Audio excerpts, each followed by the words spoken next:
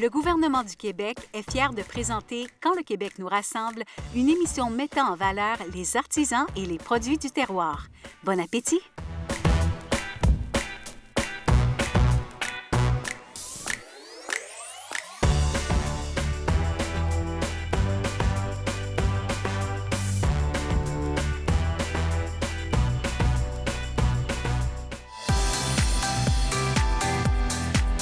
Bonjour à tous, ici Dorothée l'Épicurienne. Bienvenue à Quand le Québec nous rassemble. Cette semaine, je couronne cette belle série en savourant le Québec par Petite Bouchée. Je vous propose deux produits qui ajoutent plusieurs possibilités de déclinaison à vos plateaux d'apéro, le pain et le canard. Enfin, j'accueille dans ma cuisine nul autre que mon mentor Stéphane Gadebois, un homme que j'admire particulièrement pour sa créativité culinaire. Bon, ben, on est prêt pour le 5 à 7? Wow, que c'est beau le Québec! Peu importe la saison, le Québec possède des paysages grandioses, façonnés par le temps, par son peuple défricheur, ses nations, teintés d'histoire et d'un terroir unique qui à lui seul rassemble les communautés autour de ses saveurs. Le Québec possède un bagage gustatif sans pareil. À vrai dire, il a plusieurs garde-manger, notre beau Québec. La forêt, la mer, les plaines où il fait bon cultiver, la rigueur des saisons qui engendre des petits miracles même sous la gelée. Honnêtement, je me sens extrêmement privilégiée d'avoir accès à tant d'abondance, à ce lien unique qui unit les hommes à la terre, au transfert du savoir-faire et au désir des nouvelles générations de prendre soin de ce patrimoine prospère. D'ailleurs, cette semaine, c'est la passion pour l'alimentation et le désir de satisfaire les palais les plus sensibles qui m'a menée à la boulangerie Citron Confit de Rimouski et le désir d'offrir un produit d'exception qui respecte la vie animale chez Canard du Village, situé à Saint-Pie.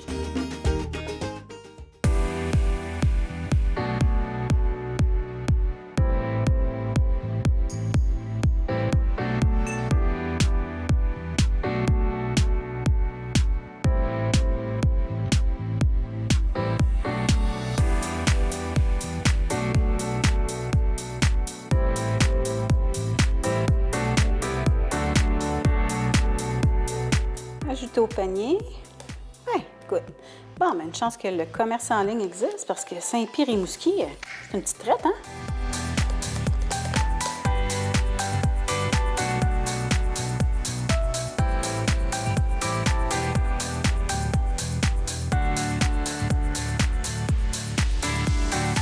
C'est Stéphane qui est arrivé dans ma cuisine. Salut, Steph! Salut, Dorothée! Je suis tellement contente, honnêtement, de te recevoir aujourd'hui.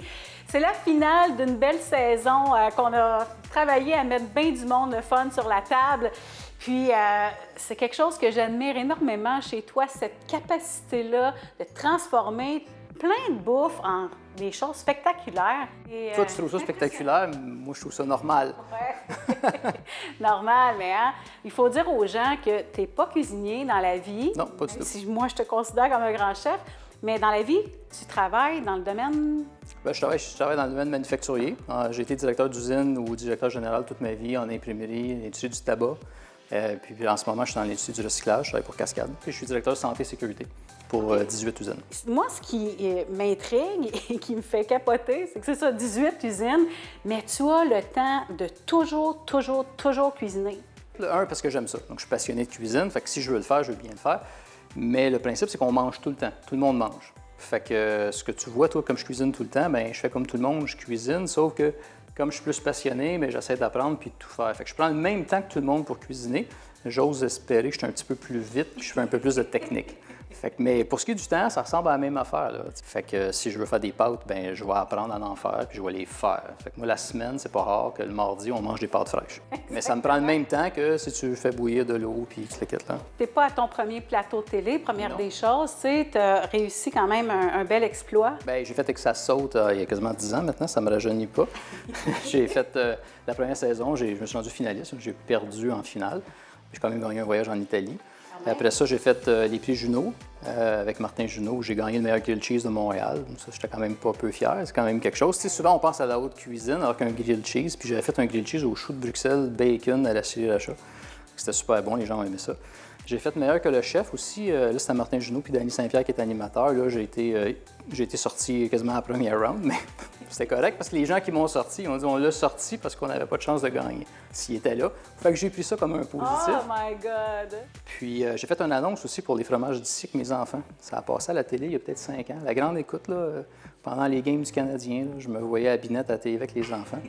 C'était comique, là. Puis aujourd'hui avec toi. Fait que, moi, je trouve ça c'est un honneur pour moi. Je trouve que tu réussis drôlement bien à démocratiser, justement, à faciliter les choses.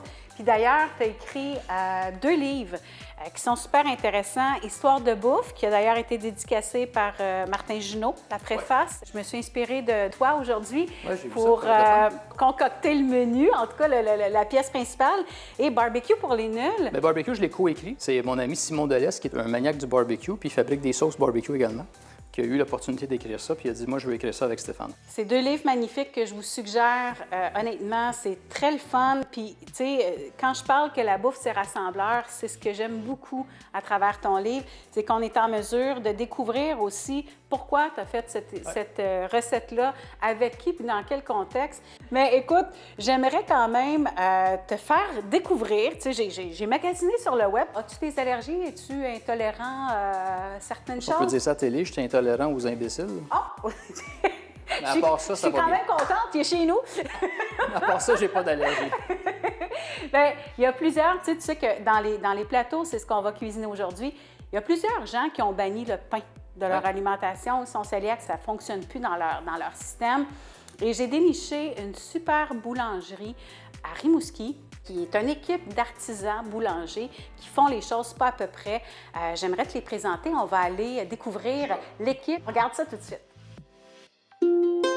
Je m'appelle Gabrielle Dion, je suis copropriétaire de la boulangerie Citron Confit, une boulangerie artisanale en ligne, sans gluten et sans les 10 principaux allergènes. Bien, nous, notre mission, en fait, elle a vraiment, je dirais, un grand objectif qui est de démarginaliser les personnes qui vivent avec des allergies. Notre but, c'est de leur ramener le plaisir de manger malgré leurs conditions médicales. Ce qui est particulier, c'est qu'on fait, tous nos pains, en fait, sont faits à la main. On est vraiment dans une valorisation aussi du travail de l'artisan, mettre à l'avant tous les ingrédients, les produits de base, tout est bien choisi. On pense souvent que dans les produits sans gluten, c'est fade, sans goût, mais on est vraiment allé chercher les caractéristiques de chacune des farines, des produits pour arriver avec un pain qui est très goûteux et qui s'approche le plus possible d'un vrai pain, d'un vrai pain conventionnel pour que les gens ne mangent plus par défaut ou qu'ils ne mangent plus un pain un peu gâteau. Là. Vraiment, on peut casser la mie de pain. Je me souviens de mon premier marché public qu'on a fait là, en 2016, c'était 2016, puis je me souviens de ce matin où j'ai vu le soleil se lever, que je m'en allais à la boulangerie, que je façonnais mes premiers pains, puis j'étais arrivée au marché, on a tout vendu, tu sais, les yeux pleins d'eau de me dire, tu sais, OK, là, c'est pas juste du pain qu'on vend, on vend vraiment une tranquillité d'esprit, puis cette journée-là, j'étais avec Mélissa à l'époque, elle est vraiment gravée dans ma mémoire, là, puis c'est ça aussi qui m'alimente et qui me fait continuer aussi. Hey, merci beaucoup. C'est vraiment gentil. Tu as été tellement généreuse. Écoute, Stéphane, ouvre la boîte, pèse-la, lève. Hey, c'est fou. On s'entend-tu que c'est pas de l'air qu'il y a là-dedans? Non. Wow, j'ai rarement vu des pains aussi massifs que ça, pour vrai. Massifs dans le bon sens. Là. La belle miche, le pain... Du pain au curry. Oui. L'avoine. À la courge. Ici, on a multigrain. Puis on a même des pâtes à pizza pré-cuites. Quand même, hein? Ouais. Fait que ça veut dire que les gens qui ont des intolérances, qui ont de la difficulté à gérer tout ça, là, il n'y a plus de défis pour eux. C'est vraiment spectaculaire. Merci beaucoup. C'est vraiment cool. En fait, il est déjà prêt. Il faut que je l'arrête, là. Il est déjà prêt à partir. Non, mais je veux le sentir, c'est pour ça. Oh, ça sent bon. C'est la fraîcheur. Et ça, tu savais que tout m'a été livré ici même à la maison, hein? Donc, tu fais de ça. Tout à fait. On passe la commande en ligne, ça arrive directement chez vous. Aussi, plein de trucs, comment conserver le pain, parce qu'il y a beaucoup, nombreuses fois, qu'on jette du pain qu'on ne devrait pas. Pas moi. Ouais, qu'est-ce que tu fais avec ça? Bien, je fais des croûtons. 1. 2, je fais de la chapelure. Ah. Puis la chapelure rôtie avec du beurre puis des noix. Tu mets ça sur n'importe quelle salade, là, puis tout le monde est heureux. C'est magnifique. Il y a plein d'idées comme ça. Bien, d'abord, tantôt, je vais te demander d'en faire des petits croûtons. Ça, c'est une bonne idée. Pour le plateau, c'est génial. Un autre grand classique qu'on a sur les plateaux de charcuterie. As-tu des must-have? J'aime beaucoup les charcuteries italiennes parce que je les trouve souvent plus simples, comme la cuisine italienne. Fait que la porchetta, ça goûte le porc. C'est pas comme un genre, ben oui, on a le prosciutto, là, puis tout ça, là, mais je veux dire, j'aime ça les choses simples, principalement à base de porc, c'est un côté gras, mais le gras, il est dans la viande, puis autour aussi, puis lorsque c'est bien fait, quand c'est bien affiné, mais ça fond en bouche. Là, Ça donne un petit punch. Ouais, moi, j'adore ça. Ben écoute, moi, le canard, je trouve que le canard, c'est festif aussi. Alors, je vais te présenter une famille de producteurs qui font vraiment des bonnes choses de belle façon. On va aller écouter ça. Jocelyne Ravenel puis son fils Gabriel. Jocelyne Ravenel, fondatrice du Canard du village à Saint-Pie-de-Bagotte. Moi, c'est Gabriel Beauchemin. Je suis copropriétaire de Canard du village et la relève de Jocelyne Ravenel. Dès le départ, moi, je voulais faire un canard qui était 100% végétal, nourri au grain, non gavé. Pour moi, c'était important. J'ai rajouté dans la ration de moulée graines de lin pour me différencier aussi de ce qu'il y avait sur le marché. Les enfants ont toujours été participatifs au niveau de cette entreprise-là, donc c'était comme la suite des choses lorsque j'ai décidé de prendre ma retraite. Mais eux, ils ont quand même formulé l'intention de vouloir poursuivre cette aventure-là. En ce moment, je dois dire qu'on a... nous, on prend part, moi, avec mes frères et sœurs, on a pris part à pas mal toutes les décisions puis tous les changements depuis les dernières années. La cour des grands est grande, est vraiment grande. Puis dans le marché du canard, vu qu'on ne fait pas de gavage, tout notre argent, on doit aller le chercher avec eux, ce qu'ils font avec le foie gras. T'sais. On va vraiment plus prendre une dimension. On est déjà en train de faire le virage vers une dimension plus humaine, plus au détail.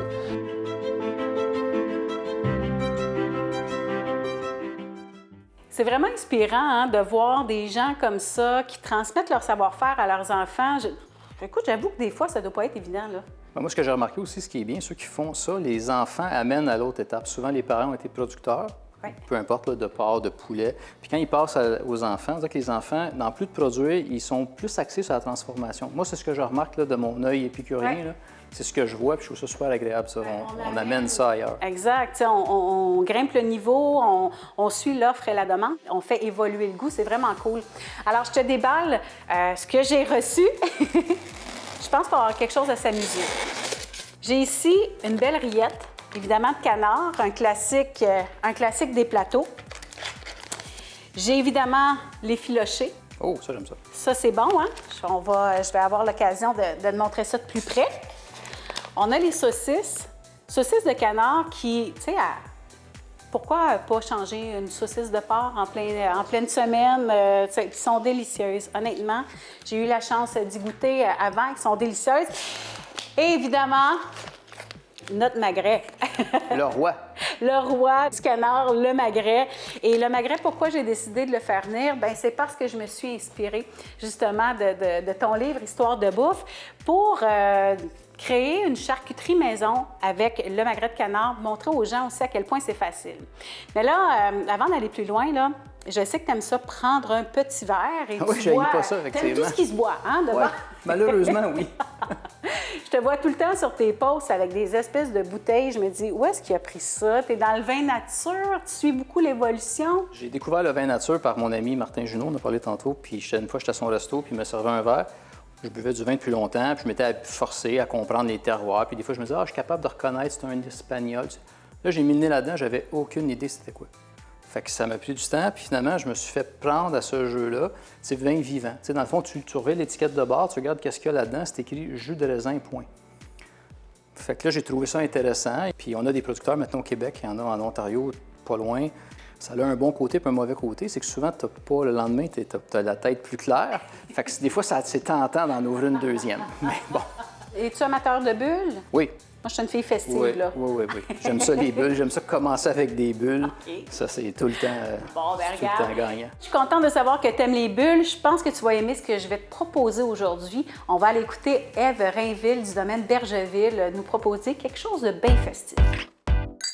Bonjour, on est Marc Théberge et Evrainville du domaine Bergeville. On est un domaine certifié biologique et biodynamique. On est situé à North Atlee, tout près de Sherbrooke.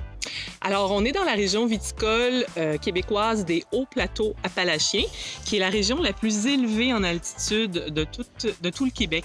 Et pour cette raison, on a choisi de se spécialiser en vins mousseux de méthode traditionnelle. Donc, les hautes acidités et la fraîcheur de notre climat nous permet de faire des blancs, des rosés et des rouges mousseux. Ce soir, vous allez déguster notre blanc mousseux brut, qui est un assemblage de Frontenac blanc et de Frontenac gris, ce que vous voyez à l'écran. Évidemment, le raisin n'est pas encore prêt, mais ça s'en vient. Et donc, le vin est dosé à 6 grammes de sucre par litre.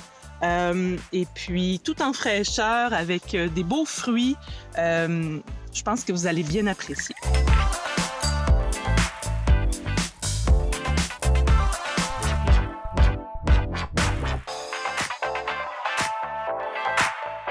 Merci beaucoup, Ève. C'est vraiment généreux. Stéphane, on va avoir l'opportunité de boire des super bulles. Santé, mon ami. Merci.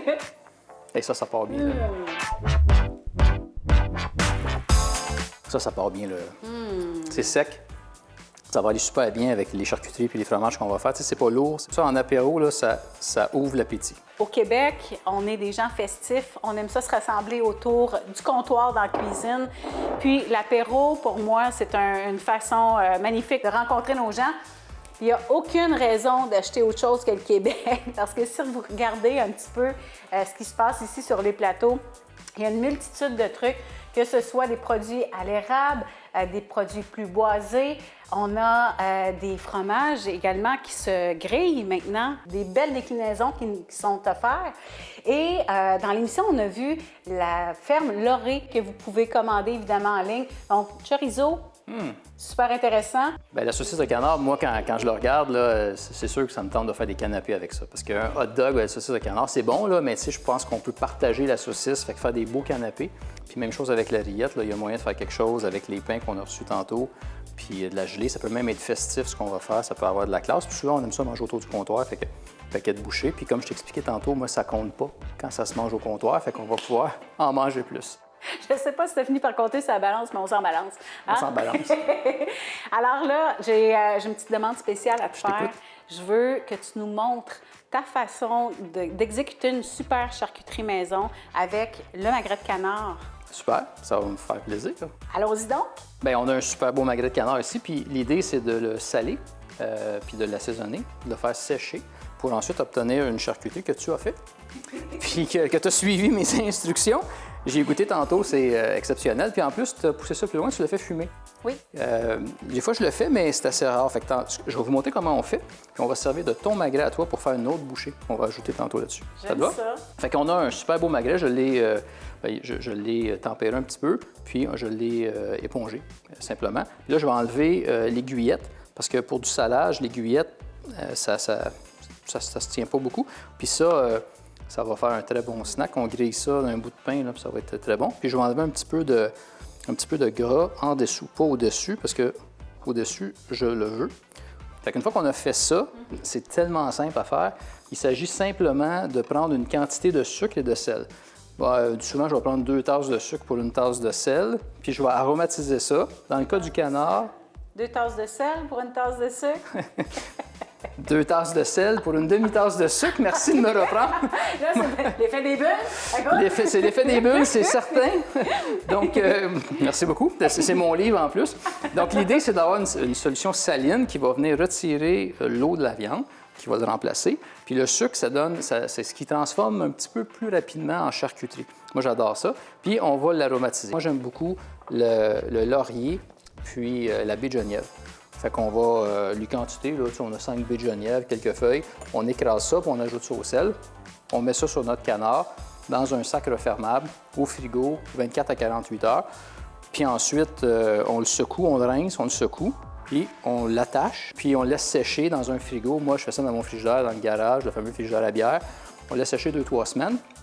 Puis après 2-3 semaines, ce que je recommande, c'est de le mettre sous vide parce que la partie exposé à l'air va être plus sèche que le centre, puis cette partie-là est protégée par le gras. En le mettant sous vide une semaine ou deux, ce qui va se passer, c'est que l'humidité va s'équilibrer. Puis on va se retrouver avec une charcuterie qui va être égale en qualité, puis extrêmement bonne. Fait que j'ai mis mon ratio de sucre et sel ici, puis les feuilles de laurier, là, on ne se casse pas trop la tête. Quand ils sont sèches, là, on écrase ça comme ça, simple comme ça. Puis pour ce qui est des baies de Genièvre, l'idée, c'est des concassés. C'est quand même des aromates qui sont très puissants. On n'a pas... Si vous avez un mortier, c'est idéal, mais sinon, là, je vais utiliser le dos de mon couteau. Simple comme ça. Là, si mon ami Guillaume m'écoute, il va dire « T'as pas fait ça avec mon couteau », mais j'ai pris le manche. Une fois notre mélange est fait, on peut le tremper, le magret dedans. Moi, au fil des années, j'ai démocratisé mon affaire. Je mets ça directement dans un sac Ziploc et je mets directement mon magret dedans. Je le ferme une première fois, mais en laissant de l'air, tout simplement pour... Puis l'idée, là, c'est qu'on essaie que le magret soit enterré. Puis ensuite, on enlève l'air doucement.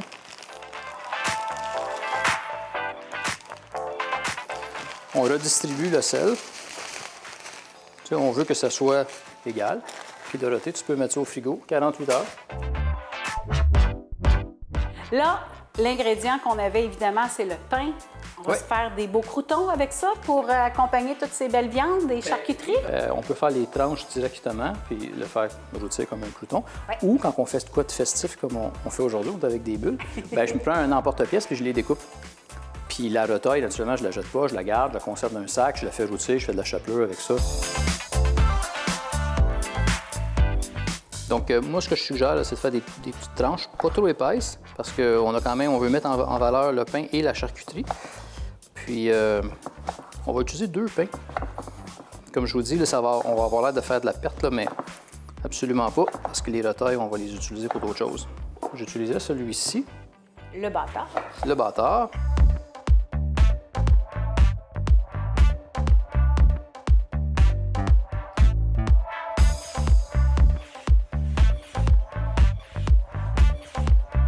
Moi, je mettrais ça directement au four, simplement. On fait rôtir ça. Quand ils sont bien secs ou grillés, voilà, c'est réglé. Fait qu'on met ça à 350, à peu près 15 minutes. 350, 325. Puis, tu sais, on ne part pas de brasser, là, on reste pas loin parce que sinon, on va les brûler. C'est un classique. Tout à fait.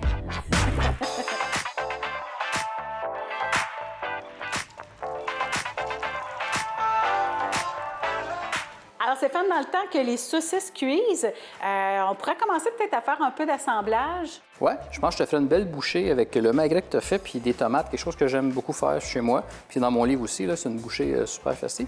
Puis je pense à ça, les guillettes qu'on a enlevées, comme tu vas cuire les saucisses, on pourrait les griller en même temps. Ah, ben on trouvera une façon de les incorporer dans le canapé tantôt.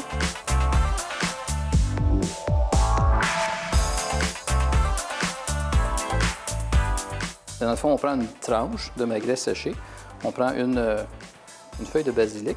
Le basilic apporte énormément de fraîcheur, comme vous imaginez. Une tomate cerise, puis on s'assure de piquer bord en bord.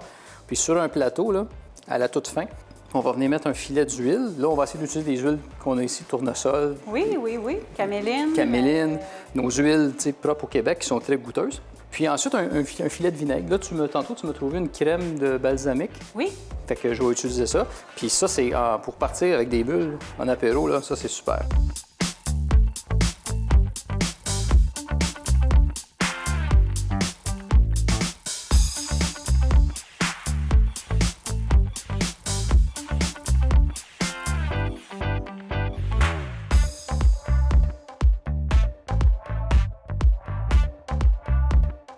Je pense qu'on a quelque chose de bon ici. Là. Ils sont cute! Bien, c'est ça. Est-ce que tu as le goût de faire quelque chose de bon avec la rillette? J'ai envie de faire une petite bouchée avec les petits croûtons. Puis j'ai fait des croûtons plus petits parce que justement, la rillette, c'est lourd. Hein, fait que si on se fait une grosse bouchée de ça, comme on fait des ça compte pas, ça va finir par compter. Fait que j'ai pris les plus petits croûtons. Puis la rillette, je trouve ça super bon, c'est gras, mais j'aime ça quand on l'accompagne avec quelque chose d'autre. Puis là, tu m'as montré tantôt, tu avais ici... Tu avais plein de choses. Tu avais de la gelée d'arbousier. Ça, je trouve que ça va aller bien avec les saucisses. Puis on a aussi de la confiture de camerise. Puis moi, j'ai amené des oignons marinés puis des petits piments. Fait que je pense que les oignons marinés, on pourrait mettre ça avec notre crouton de rillette.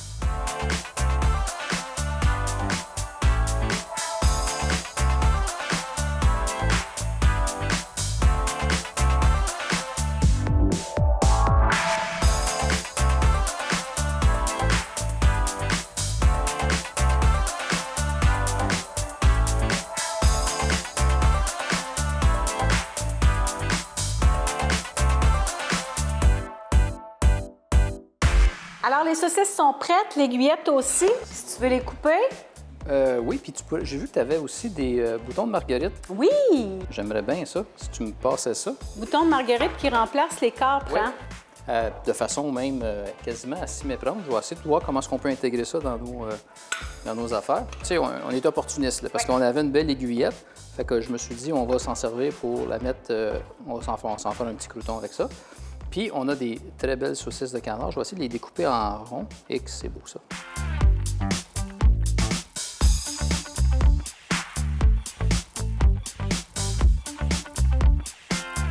Moi, j'ai fait des petits piments marinés. Je vais te montrer de la même façon que je fais, que je fais mes oignons. Là, c'est sucre, sel. Un tiers. Un tiers, mets ça chaud dessus. Moi, j'irais vraiment les piments. Je trouve que ça va être beau, là, sur... Puis ces piments-là, ils sont légèrement piquants puis sucrés en même temps.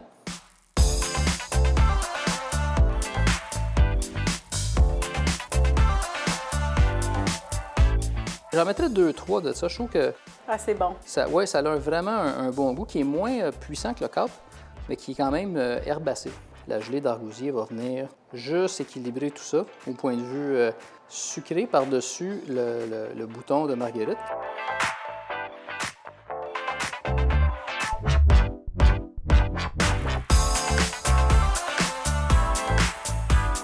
J'ai goût de goûter, hein? On y peut-tu? va? Ben, moi, j'aimerais ça, en tout Tout cas. à fait. Écoute, moi, je me lance. Moi, j'y vais avec la saucisse. Parfait. Moi, je vais avec l'aiguillette. Et voilà. C'est pas toi, là.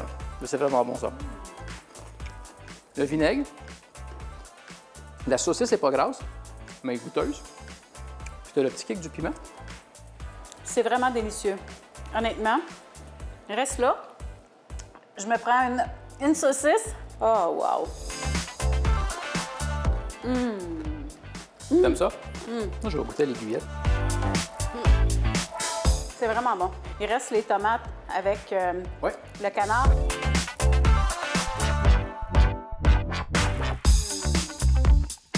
C'est une planche de trésor. On peut-tu dire ça Je comme pense ça? que oui, c'est tout québécois, là. Eh ben, puis même, on lève notre verre. C'est super bon, Merci beaucoup de m'avoir mais invité.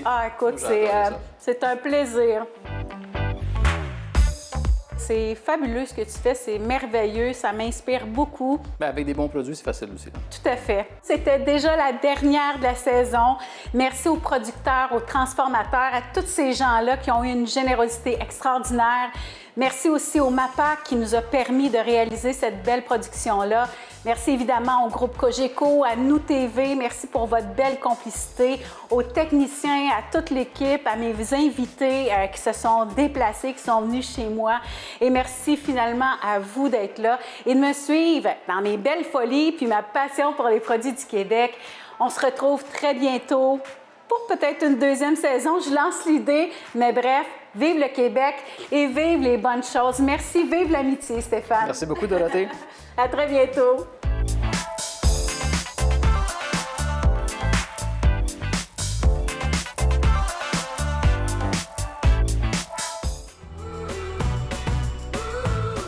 Le gouvernement du Québec est fier de présenter Quand le Québec nous rassemble, une émission mettant en valeur les artisans et les produits du terroir.